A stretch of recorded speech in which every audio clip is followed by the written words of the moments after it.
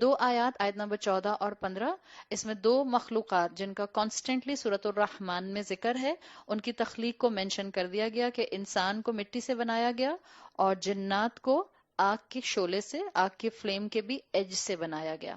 آگے فرمایا آیت نمبر 16 میں فَبِأَيِّ آلَاءِ رَبِّكُمَا تُكَذِّبَانِ، تو تم اپنے رب کی تم دونوں کون کون سی نعمتوں کو جھٹلاؤ گے۔ اللہ نے مسلمانوں کو بھی، انسانوں کو بھی وارن کر دیا کہ تمہارے آس پاس ایک اور سائملٹینیس پاپولیشن موجود ہے جس کو دیکھ کر تم ڈر سکتے ہو، لیکن یہ اللہ کی رحمت ہے کہ اس نے تمہیں قرآن دیا ہے، نالج دی ہے، علم دیا ہے، اور نالج از پاور۔ جتنا آپ کے اندر اسلام کا علم آتا جائے گا، آپ کے اندر سے جنات کا خوف نکلتا جائے گا۔ اس دا فیکٹ۔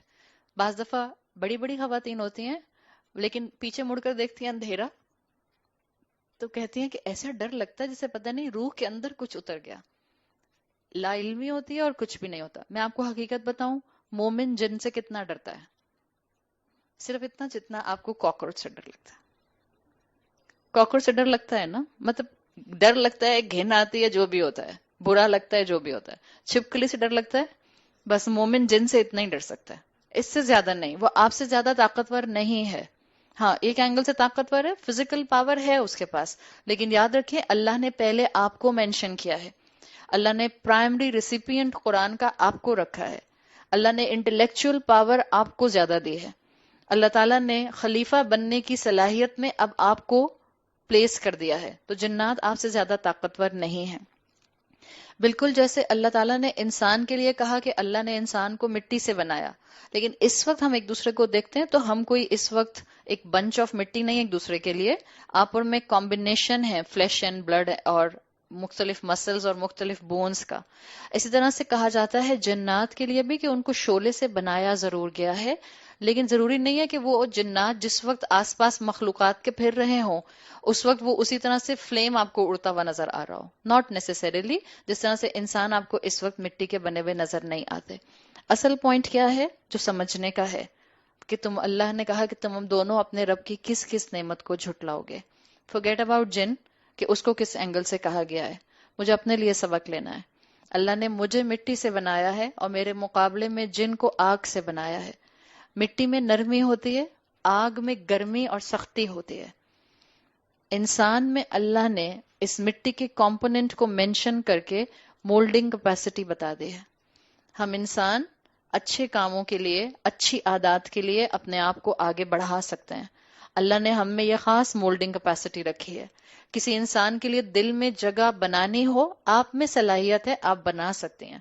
کسی انسان کو معاف کرنے کے بعد واپس رسپیکٹیبل پوزیشن پر دل اور دماغ میں لانا ہو، اللہ نے آپ میں مولڈنگ کیپیسٹی رکھی ہے، آپ یہ کر سکتے ہیں۔ اپنے کاموں کے اندر قرآن کے علم کے لیے جگہ بنانی ہو، اللہ نے آپ میں مولڈنگ کیپیسٹی رکھی ہے، آپ اپنی زندگی میں یہ ری شفٹنگ کر سکتے ہیں۔ ایز کمپیئر ٹو جن، جنات اپنی ایگزسٹنس کی وجہ سے سٹبن ہوتے ہیں، انسان سٹبن نہیں ہوتے۔ جانور سٹبن ہوتے ہیں، یا اب آپ کو پتہ چل گیا جنات سٹبن ہوتے ہیں۔ وہ انسان جو سٹبن زندگیاں گزارتے ہیں وہ کس سے ملتے ہیں؟ یا تو جانور سے یا جن سے۔ جن نما انسان، آئینے کے سامنے کھڑے ہو کے پوچھئے گا اپنے آپ سے، کیا میں انسان ہوں یا جن نما انسان ہوں؟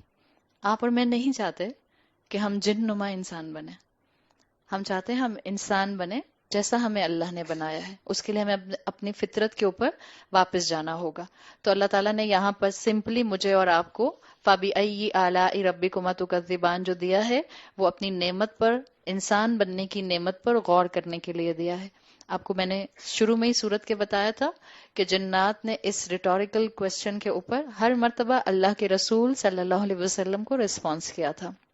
لا بشیء من نعمی ربنا نکذب، اللہ ہم آپ کی کسی بھی نعمت کا جو ہے وہ ریجیکشن نہیں کرتے۔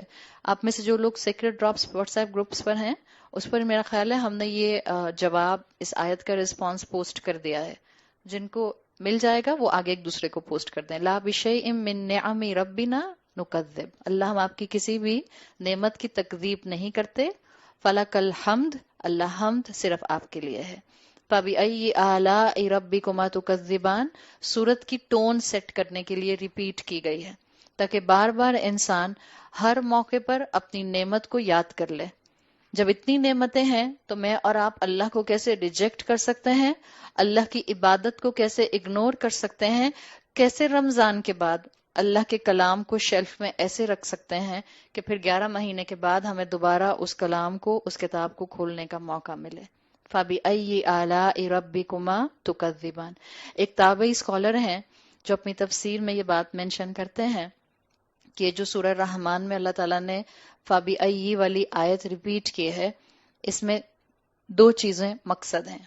ایک، جو سمجھ کر پڑھے اس کی ہیڈ لیسنس، غفلت دور ہو جائے.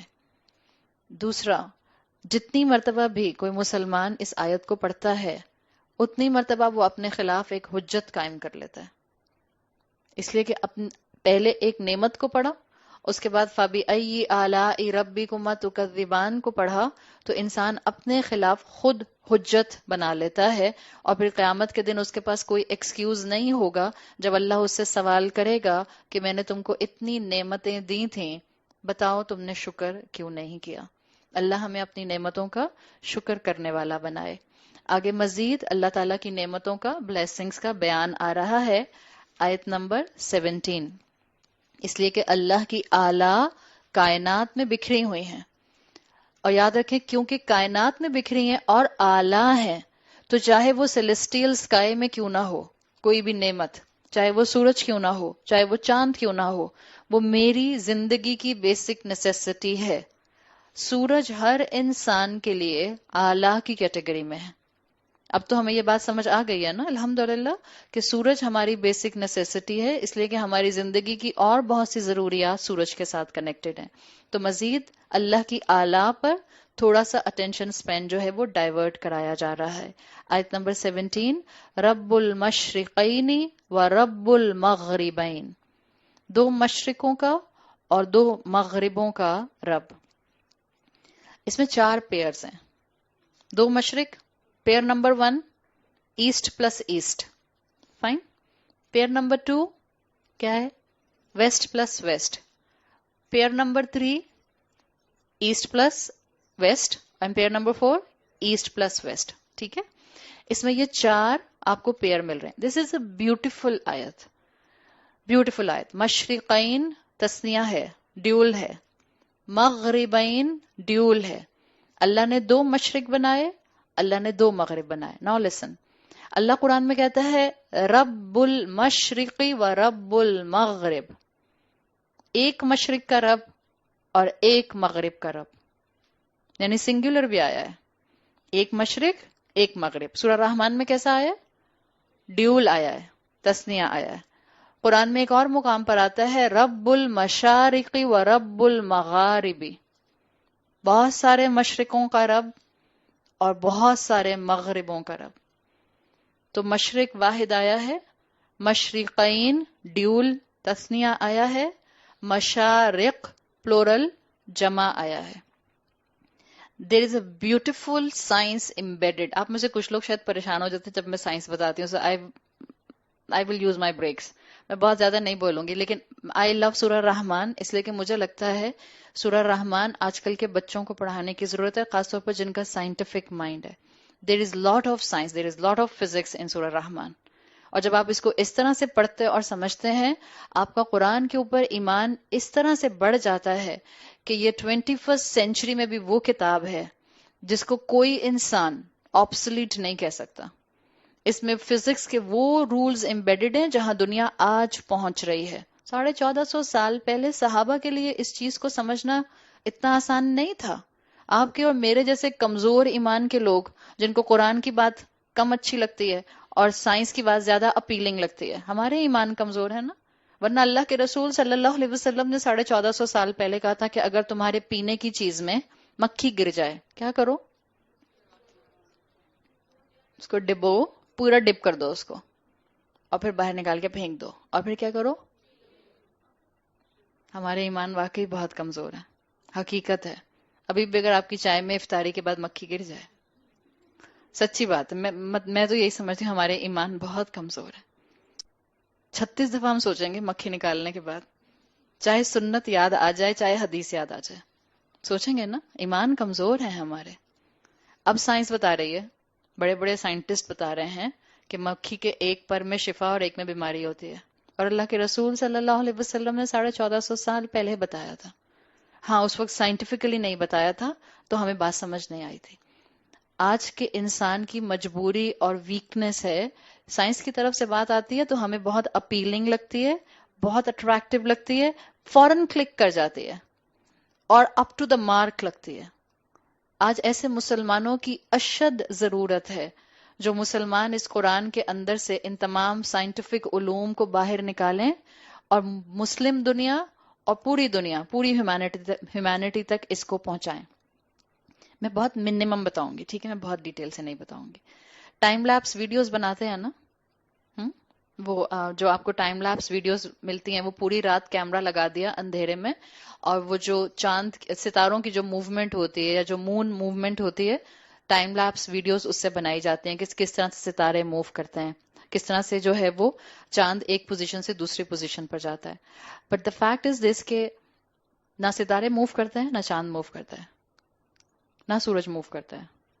آپ اور میں ایک ایسے جائنٹ وہیکل پر بیٹھے ہوئے ہیں جو کانسٹنٹلی موو کر رہی ہے، زمین. ستارے نہیں موو کرتے، ستارے فکسڈ ہیں، آسمان فکسڈ ہے.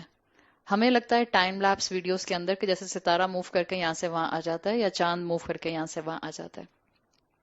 میرے پاس آج کوئی گلوب نہیں تھا، میں ڈھونڈتی رہی. وہ بچے کوئی چیز چھوڑتے نہیں ہیں نا گھر پہ. اگر میرے ہاتھ میں گلوب ہوتا تو میں آپ کو سمجھاتی، آپ کو بہت مزہ آتا.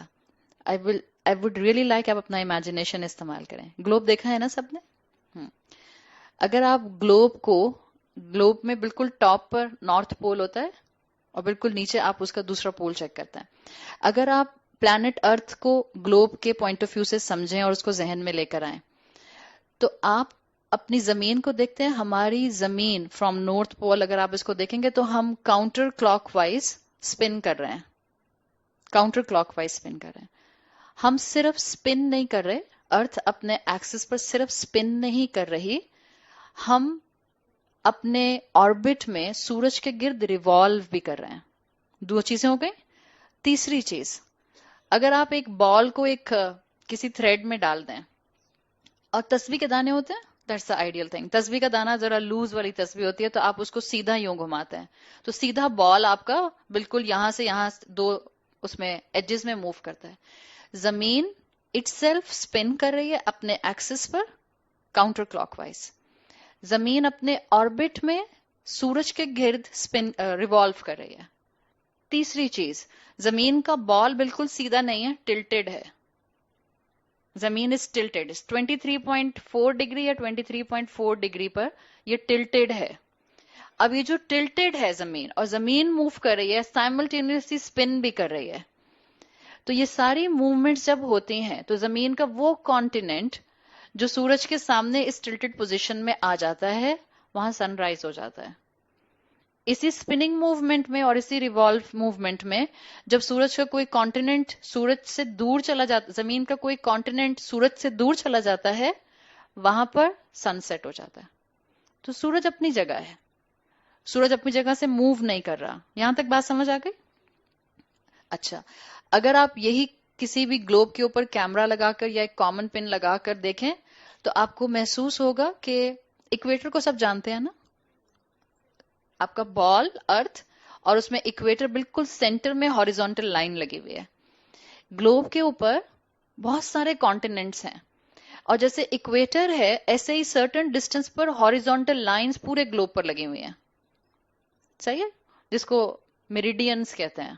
اگر آپ میں سے کسی نے سائنس پڑھی تو آپ کو اندازہ ہوگا.